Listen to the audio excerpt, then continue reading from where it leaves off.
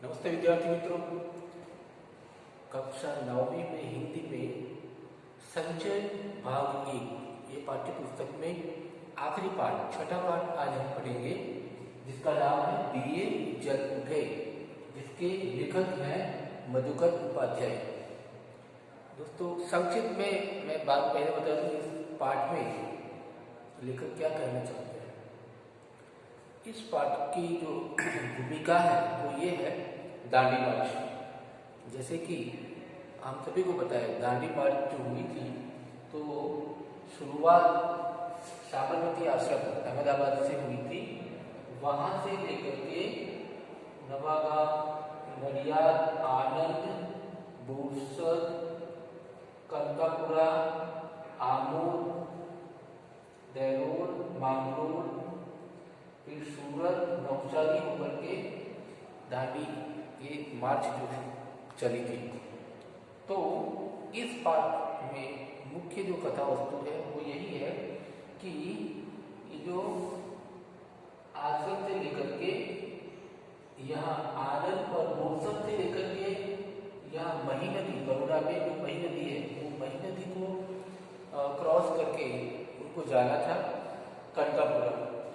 तो ये उसकी कहानी है कि दांडी मार्च हम पढ़ चुके हैं कि वो कितनी खुली चैलेंज थी अंग्रेज सरकार के खिलाफ। अंग्रेज सरकार ने नमक पर जो कानून जो लागू किया था, हालांकि वो ईश्वर की नेमत है हमारे लिए, और सरकार ने उसके ऊपर भी टैक्स डाला था, कर डाला था। तो उसके खिलाफ, सख्ती के खिलाफ, ये अंग्रेज जो सरकार थी उसके खिलाफ एक खुली चैलेंज थी, एक ओपन लड़ाई थी। तो ऐसे में गांधी जी, सरदार पटेल, नेहरू वगैरह की बदौलत ये पूरा दांडी मार्च सफल हुआ है, जिसमें गांधी जी मुख्य रूप से किस तरह से ये दांडी मार्च लेकर जाते हैं और हमारे सत्याग्रही भाइयों बहनों ने किस तरह से उनका साथ दिया था, किस तरह से उन्होंने मही नदी को पार किया। जो रात के अंधेरे में करीब 1-1:30 बजे वो लोग पहुँचते हैं सामने वाले गांव। तो रात को नदी पार करना, इतने दलदल वाली जमीन, ऐसी नदी जो है शुरुआत में और आखिर में इतनी दलदल थी, तो ऐसे में भी नदी को पार करके जाना और गांव जाकर, हर एक गांव में जाकर सबको समझाना, अंग्रेजों के खिलाफ जो भी उनको बातें जरूरी लगी कि हमारे देश को आज़ाद करने के लिए ये अंग्रेज हुकूमत जो है उसको हमें भगाना पड़ेगा, वो लोगों की जो बुरी नीयत है, तो उसके बारे में सबको उन्होंने बताया। तो उसकी मुख्य कथा यही शुरू होती है। सबसे पहले बोरसद में ये सरदार पटेल जी को ये ब्रिटिश सरकार जब गिरफ्तार कर लेती है, उसके बाद गांधी जी की बारी आती है। गांधी जी रास जाते हैं, अलग अलग गांव जा कर के सबको समझाते हैं और आखिर में मही नदी पार करते हैं। वो पूरा यहाँ पर मुख्य कथा है इसकी। तो हम देखते हैं एक एक मुद्दे के आधार पर इस पाठ को समझने की कोशिश करेंगे।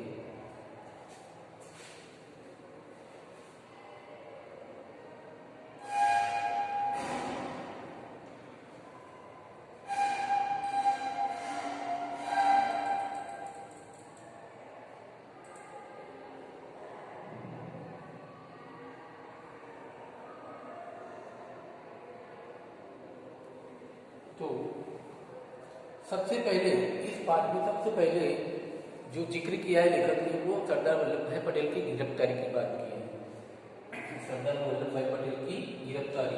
प्रस्तुत पाठ दिए जल उठे में लेखक मधुकर उपाध्याय जी के द्वारा लिखित है।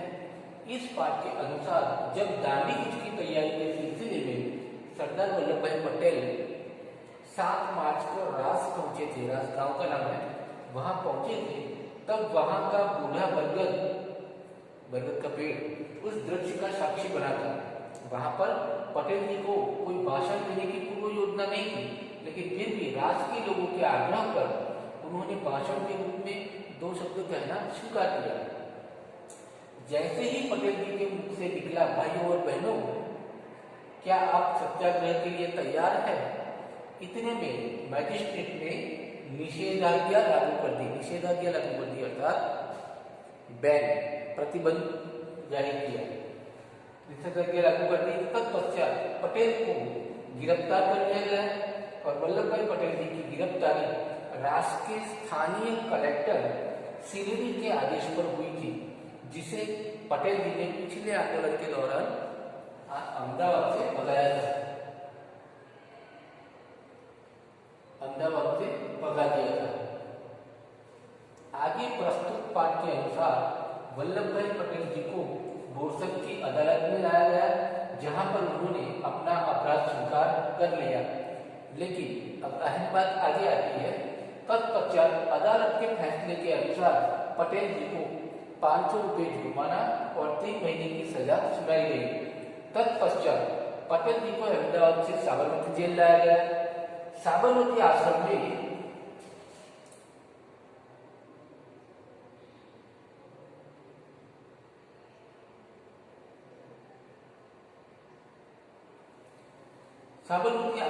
गांधी जी जब वल्लभ भाई पटेल की गिरफ्तारी, सजा और उन्हें जेल ले जाने की खबर सुनी तो वो क्षुब्ध हो गए, यानी काफी दुखी हुए।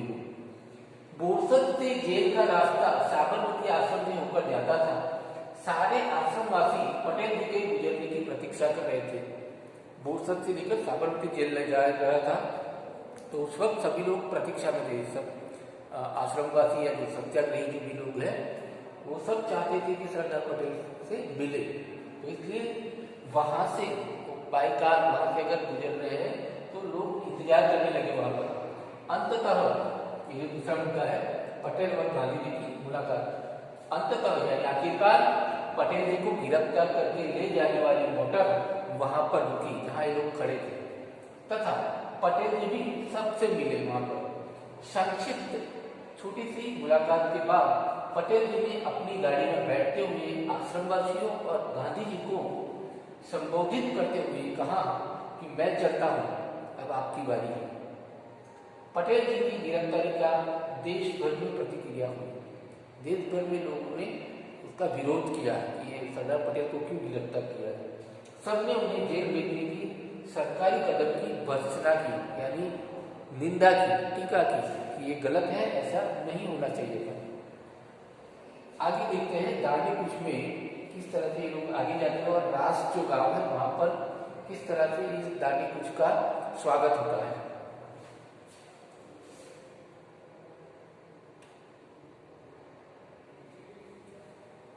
आगे प्रस्तुत पाठ के अनुसार अखिल भारतीय कांग्रेस कमेटी की बैठक 21 मार्च को साबरमती के तट पर होने वाली थी।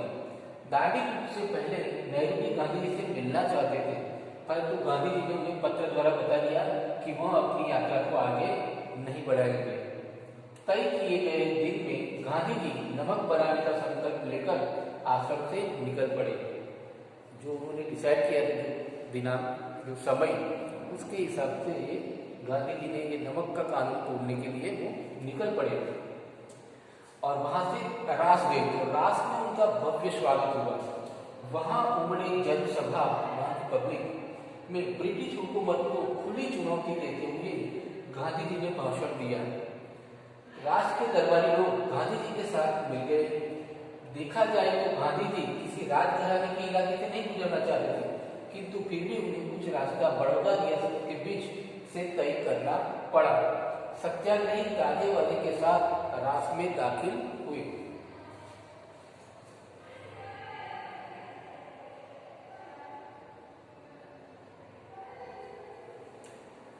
मैं बता दूं कि ये दांडी कूच के दौरान गांव, हर एक गांव जाकर रास्ते में जो आते हैं गांव, वहाँ सबको संबोधित करना और अंग्रेजों के जो बुरे कानून हैं, उनकी खराब नीतियाँ जो है, उससे सबको अवगत कराना, सबको इन्फॉर्म करना कि ये सब गलत हो रहा है, और ऐसा करके लोगों का सपोर्ट लेना, सहयोग लेना, एक बड़ी बात होती है। तो गांधी जी ने ये किया कि सभी जगह जाकर के अंग्रेज जो कर रहे हैं अन्याय, वो सबके सामने वो जारी करते थे, जाहिर करते थे और लोग गांधी जी से जुड़ते जाते थे।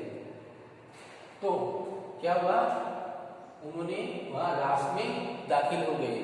फिर उसके बाद वहां गांधी जी को एक धर्मशाला में ठहराया गया, जबकि बाकी के सत्याग्रही तंबुओं में रुके। गांधी जी ने खूब अंग्रेजी हुकूमत के विरुद्ध भाषण दिए। वो ये भाषण देना कोई आम बात नहीं होती। जब अंग्रेजी हुकूमत है और इतनी सख्त सरकार जब होती है तो उनके खिलाफ बोलना तो ये बहुत बड़ी बात है। आगे प्रस्तुत पाठ के अनुसार सारे सत्याग्रही शाम 6 बजे रास चले और लगभग 8 बजे कनकापुरा पहुंचे। कनकापुरा में 105 साल की एक बूढ़ी औरत है। याद रखो, कनकापुरा जो गांव है वहां पर 105 साल की एक बूढ़ी औरत ने क्या कहा, गांधी जी के माथे पर तिलक लगाकर कहा, महात्मा जी स्वराज लेकर जल्दी वापस आना। तभी गांधी जी जवाब में बोले, मैं स्वराज लिए बिना नहीं लौटूंगा। तत्पश्चात गांधी जी ने वहां की जनसभा को संबोधित करते हुए अंग्रेजी हुकूमत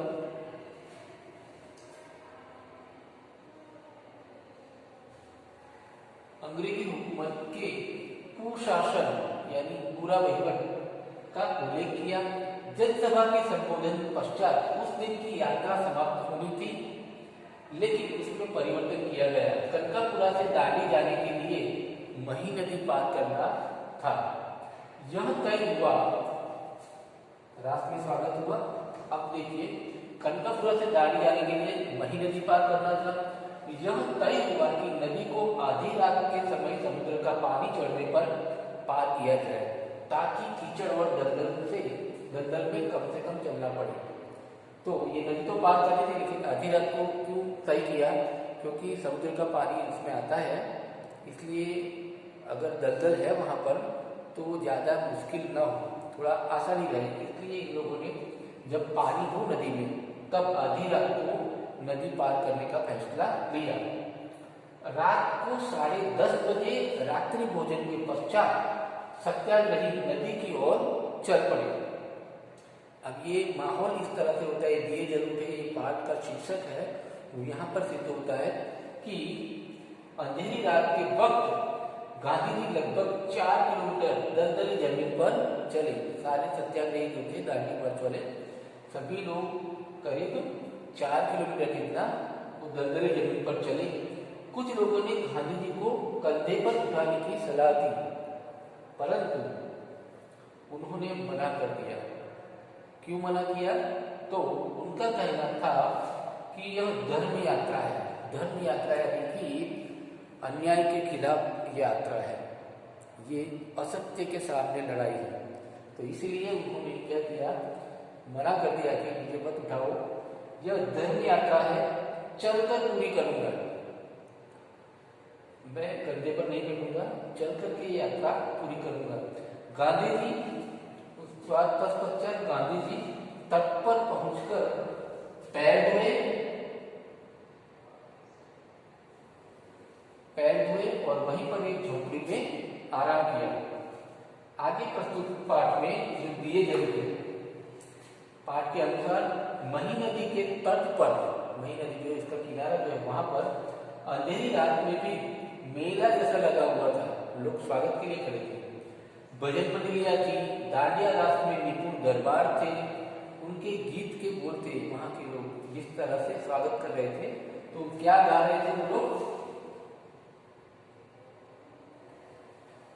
लोग भजन मंडलियां ढोल वगैरह लेकर के सब खड़े थे और वो लोग गा रहे थे, देखो गांधी का दांडिया रास, देखो वल्लभ का दांडिया रास, दांडिया रास सरकार का नाश, देखो विठल का दांडिया रास, देखो भगवान का दांडिया रास। आधी रात को मही नदी का किनारा भरा पड़ा था। कनकापुरा के लोगों के हाथों में दिए थे। तट के दूसरे छोर पर, किनारे के दूसरे छोर पर भी लोग दिए जलाकर खड़े थे। इस तरफ सामने तरफ क्या है, तब लोग दिए जलाकर खड़े थे, जिससे रोशनी जगमगा रही थी। गांधी जी घुटने पर पानी में चलकर नाव पर चढ़े। तत्पश्चात महात्मा गांधी, सरदार पटेल और नेहरू की जय के नारे लगने लगे। महिसागर नदी का दूसरा तट भी कीचड़ और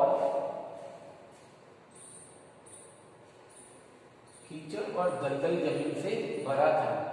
गांधी जी लगभग 1.5 किलोमीटर कीचड़ और पानी में चलकर रात 1 बजे उस पार पहुंचे और सीधे विश्राम के लिए चले गए।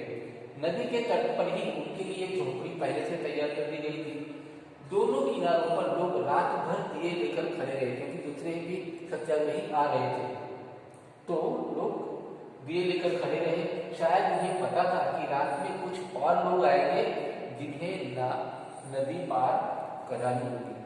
तो इस तरह से दांडी मार्च का ये एक अनुभव लेखक ने हमारे सामने प्रस्तुत किया कि किस तरह से सत्याग्रही अपने पूरे जुनून के साथ, अपने जोश के साथ गांधी जी का सहयोग दे रहे थे। और इस तरह से दांडी मार्च का ये एक सुनहरा जो अनुभव है वो लेखक ने हमारे सामने इस पाठ के रूप में शेयर किया है। तो दोस्तों, आपसे निवेदन है कि आप पाठ्य पुस्तक से ये पाठ को 1-2 बार पढ़ें और इस वीडियो से भी ध्यान से सुनिए, समझें। और इसके अगले वीडियो में हम फिर से एक झलक देख लेंगे, सार देखेंगे और प्रश्नोत्तर की चर्चा करेंगे। धन्यवाद।